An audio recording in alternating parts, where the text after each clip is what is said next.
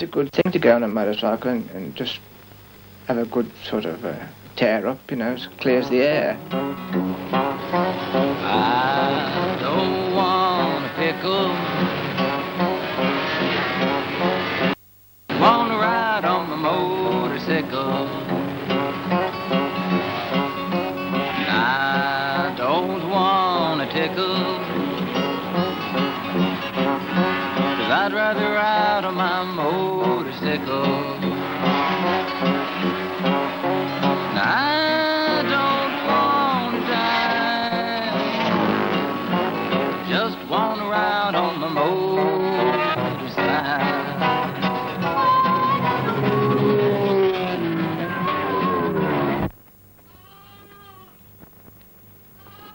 One of road racing's most colourful characters is Percy Tate.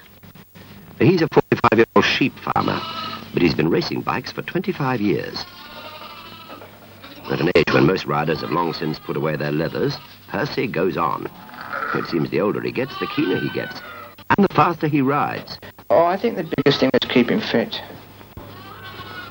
This is probably the reason why I've kept racing so many years, you know. I've got to dash about feeding the animals, and if you can dash about feeding those, and just keeps your mind alive. And of course I was testing motorbikes all the time and keeping an eye out for the police when I was, you know, and that kept me awake.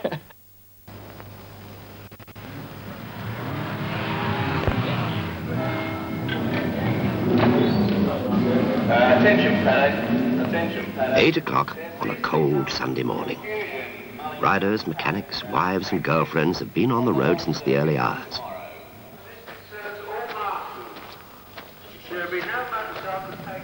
Today, Percy is the leading rider. And last night he afforded himself the luxury of a local hotel. Percy is an enthusiast. He hasn't the backing of a works team to pay him a fat salary. But even if he wins both of his events today, he'll only pick up £50. And replacing parts on a machine that already costs something like £3,000, that money won't go far.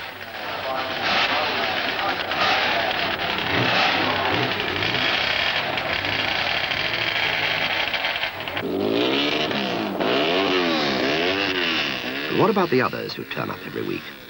Many with bikes on HP and all their own expenses to pay. There's more enthusiasm with motorcycles than there is with any other sport, I'm sure there is. Everybody that's involved in motorcycles, they just seem as though they're just wonderful people.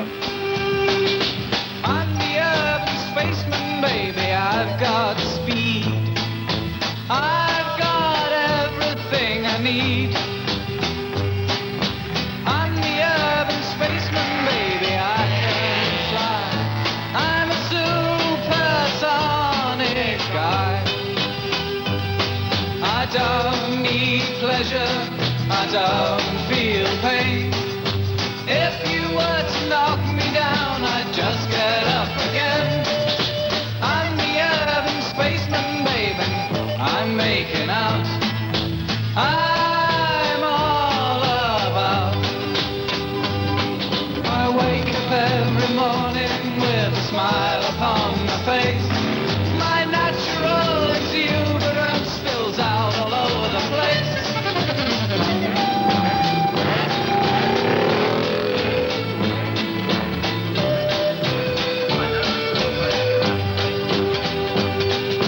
I'm the urban spaceman, I'm intelligent and clean. Know what I mean? I'm the urban spaceman, as a lover, second to none. It's a lot of fun.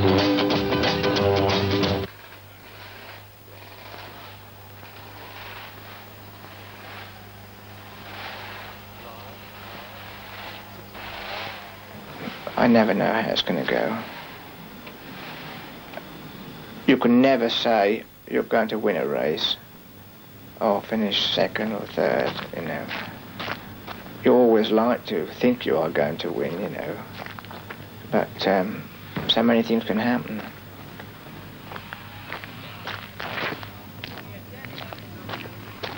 Now, I like to go to a race meeting and thinking I can't win. I like to feel that there's awful lot of opposition. Then that makes me go better.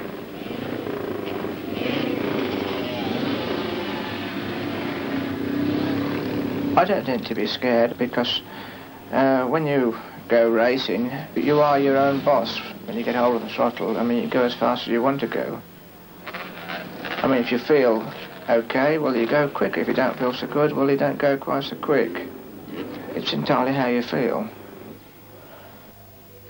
You do get a little bit tensed up, you know. I don't like to think about anything apart from making a good start.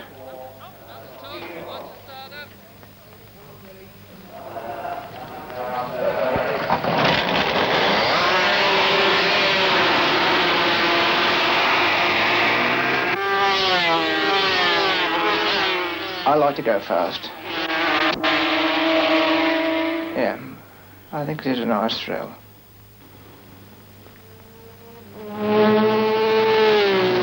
And when you go along the back straight, you know, and then get those, you know, lovely curves, it sort of gets you going a bit.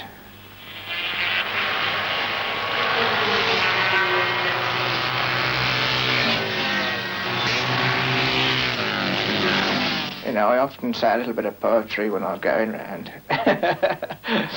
Faster than fairies, faster than witches, bridges, houses, hedges and ditches. And even the gun of a wink of an eye, painter stations go hurried by. Here's a child who scrambles and clambles all by herself, a gathering brambles.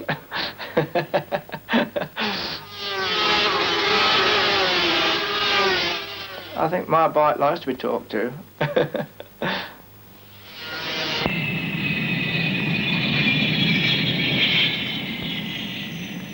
The weekend club riders are the backbone of road racing. But this is a sport that has its jet-setting superstars, too.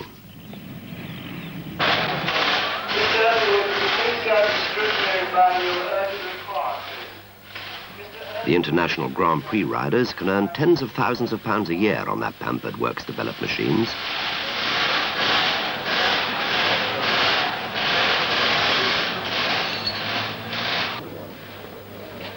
Thirteen-times world champion Giacomo Agostini is Italy's heartthrob and a national hero with fans that follow him like a pop star.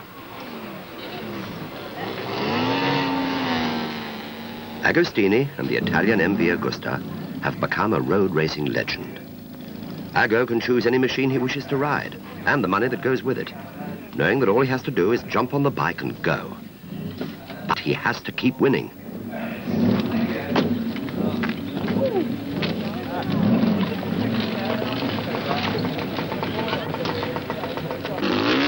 His greatest rival has always been Luton-born phillread, who has now taken Agostini's 500cc world title. I didn't sort of model my riding style on anybody. I just wanted to be better than all of them. There's nothing that gives me such a thrill as riding a powerful motorcycle, and especially now I'm in the MVs, you know, really, that to me is the ultimate. If I'm involved with a good team, you know, I get paid good salary, and I don't think you could earn as much in the sort of commercial world so easily as I feel I can earn from motorcycle racing. I won't tell you how much, but you know, I can go to a motorcycle race just down the road and earn what some people earn in a year. I think initially you've got to have the luck. And somehow you've got to be born into it. You've got to start at a very early age, and you've got to have this interest develop, this sort of determination or dedication to get over the problems you might have.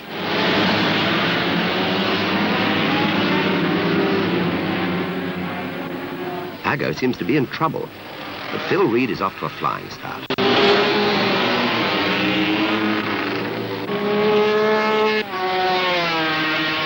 phillread has style. Will lead the lap in 1 minute, 43 seconds. 7 times world champion, he's a professional's professional who will never settle for being anything but first. And in 4 1/4 seconds. Certainly it's given me a chance to see the world and also given me a sort of certainly a high standard of living, and enabled me to do more for my wife and family.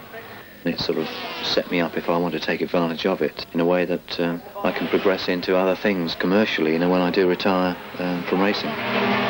So that's what it's done for me.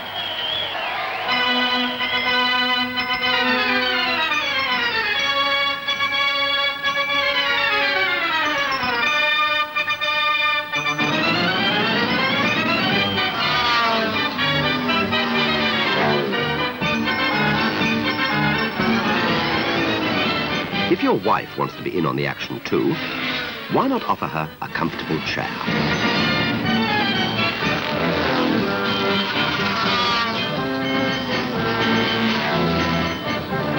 Mostly sidecar racers, often a family concern, build and ride their own bikes.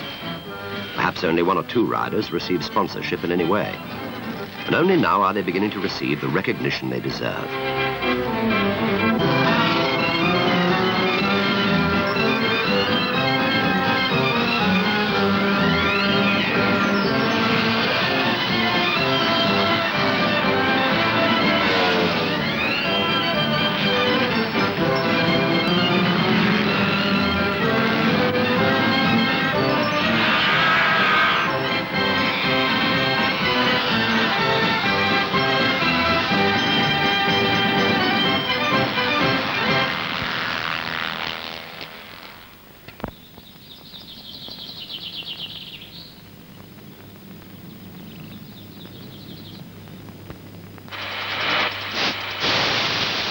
On the edge of Croxford Circuit, near Andover, is the heart of Britain's racing effort.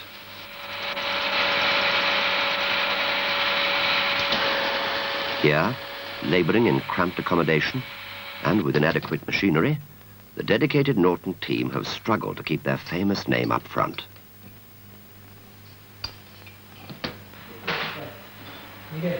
One man with a dream of producing a British world beater is Norton's chief development engineer and the team's #1 rider, Peter Williams. I think basically we build everything. We get the engine parts from the main factory at Wolverhampton. There's not an engine part that we don't have to inspect and modify in some way. And many of the basic engine parts, such as camshafts and pistons, are replaced by our own racing ones. Now 2381 to that dimension. It is, after all, a standard road-going motorcycle engine, and designed as such. So we do two terrible things. We, first of all, go racing with it and ask it to do far more than it was ever designed for. And so we must inspect everything very closely before using it. A little bit off there, really, can't you? As long as the main jet isn't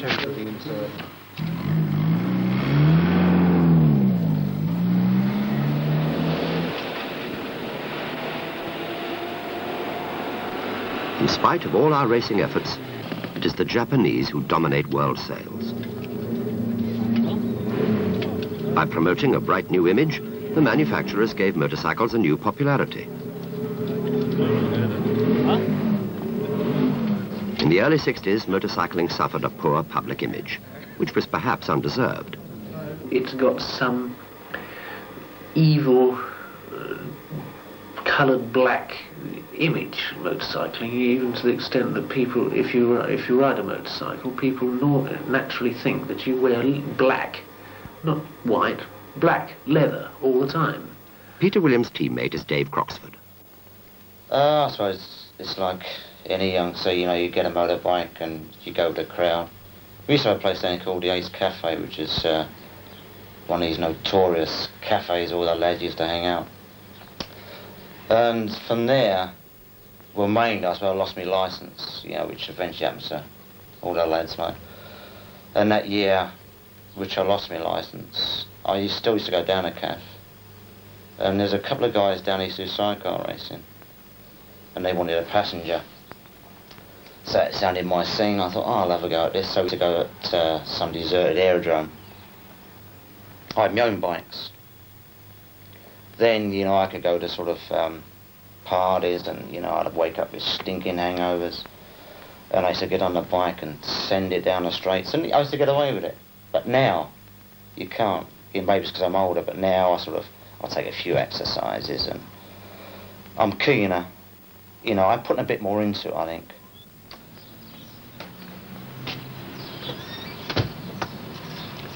Ex-glazier, plasterer, builder, and poodle trimmer, Dave came up the hard way, working at anything to pay for racing. Nowadays, things are different, and his main concern is to arrive at the circuit on time.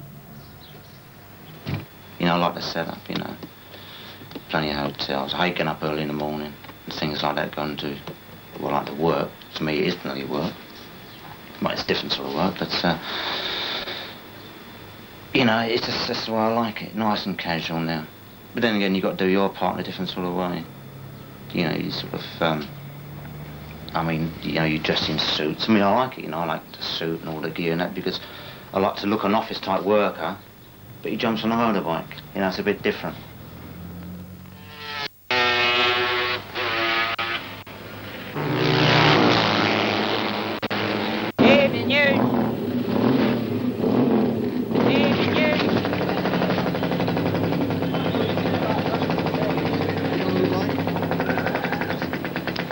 When the Norton riders arrive, the bikes are already being prepared and tuned by the works mechanics. Everything has got to be spot on, because if the bike isn't, no way are you going to win. You'd have the best tyres on for that particular day, and you've got to be on the ball yourself, because I mean, they probably spend £50,000 a year on a motorbike, and you feel a bit grotty one day. Hello. No way, man. You just got to get on there and go, because you're going to be out on your ear roll.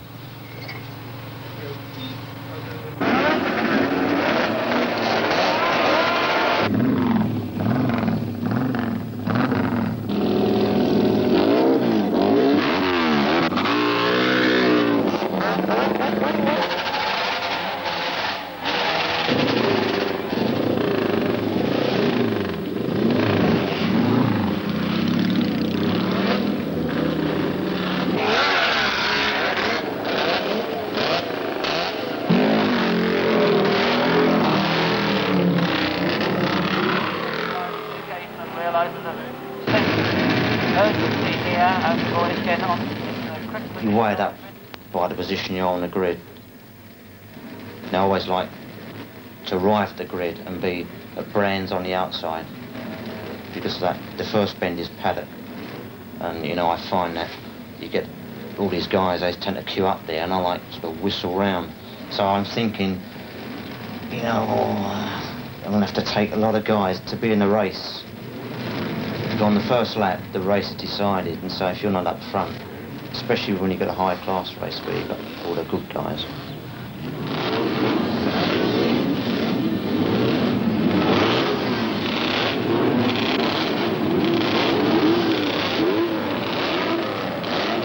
Well, the flag is already raised. Corky Bellington on the front line then. And all eyes on the starter. Jeff Barry in the second row. Chris Davidson on the flag down and waiting up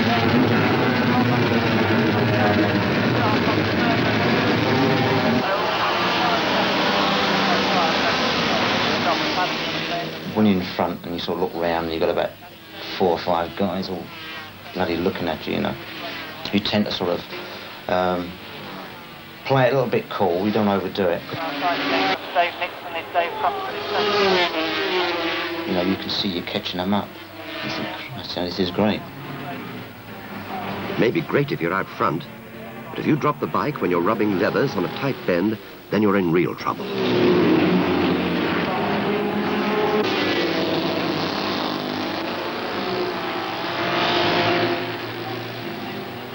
There's a yellow flag and an oil flag here at Westfield. Something must have happened up at Dingledell out of my sight. We've got the yellow warning flag and the oil flag. It always worries me when I see another rider come off, and especially if you know them. You know, it tends to, it does slow you up quite a bit. Yeah, it's very worrying. No, I don't like to see anybody come off. I've had my share of coming off, but you just thought, you're lucky. You've got to be pretty lucky. I've come off quite a lot. I broke my back at Aintree You don't sort of roll over and do a kung fu ball or anything like that. You know, you just fall off and you're at the bank. And I had a bad accident at Silverstone where I broke my ankle. And you sort of lay there and you think, Christ, I'm all right. You know, and you get up and to the crowd. And, you know, it's all right. But then you limp around for about 3 months. But probably the worst one I've ever had in my life was on a scooter, Tina scooter, when I broke my leg. And I was only doing about 15, 20 miles an hour. When I fell off at Brands 4 times, it was raining. I kept going out and coming in and falling off, going out and falling off. But it's all a part of the game, you know. If I think you don't fall off now, then you're not going to, you know. It happens quickly, although it happens very slowly in your mind. You can see it all happening, and you know either you're going to be lucky, and you're going into straw bales or onto grass, or you're going to run it very hard. But obviously, obviously at all. But I try and relax and control how I fall, and prepare to sort of for the impact.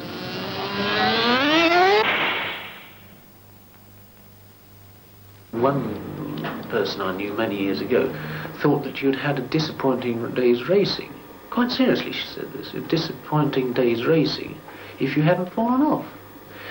Whereas the opposite is the truth, of course, that you go racing with the intention of staying on in order to win the race. Now that is the object of the whole exercise.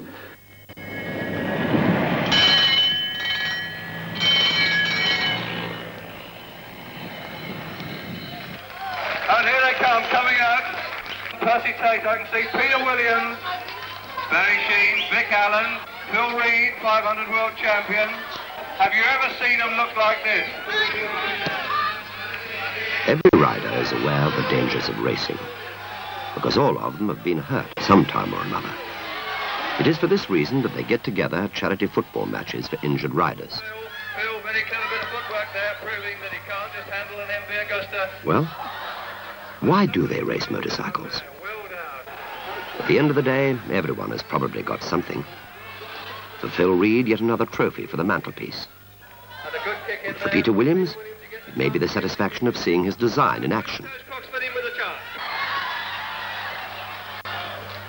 For Dave Croxford, the acclaim of the crowd.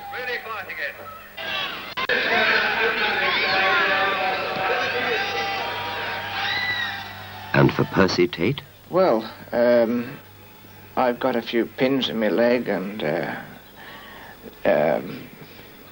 shorter leg, and I'm really a spastic when it all comes round. That's made me slightly deaf. I haven't got much really, only the enjoyment to look back, know what I've done. But that's about all really. I haven't made any money at it. But I have enjoyed every minute of it. Apart from being in hospital, they're the parts I didn't like. That's all I've got.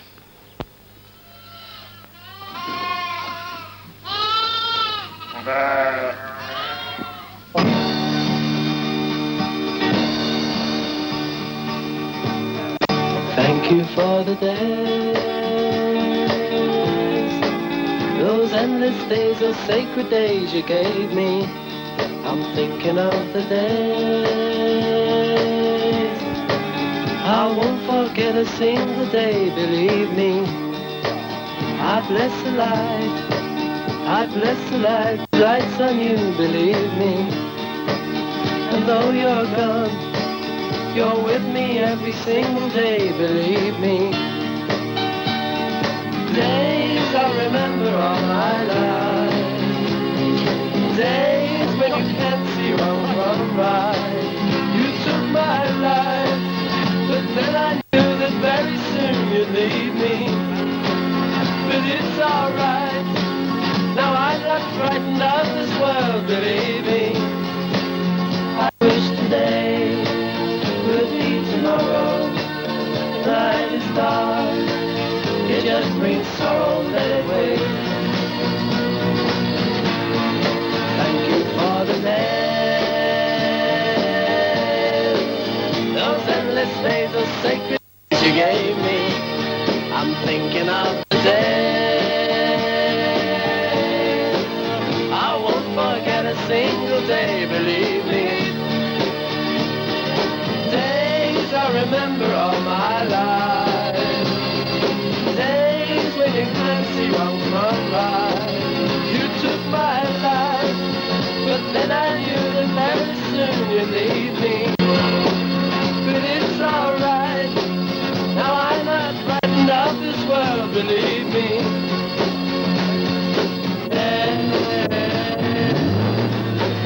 Thank you for the day. Those endless days of sacred days you gave me. I'm thinking of the day. I won't forget a single day, believe me. I bless the life.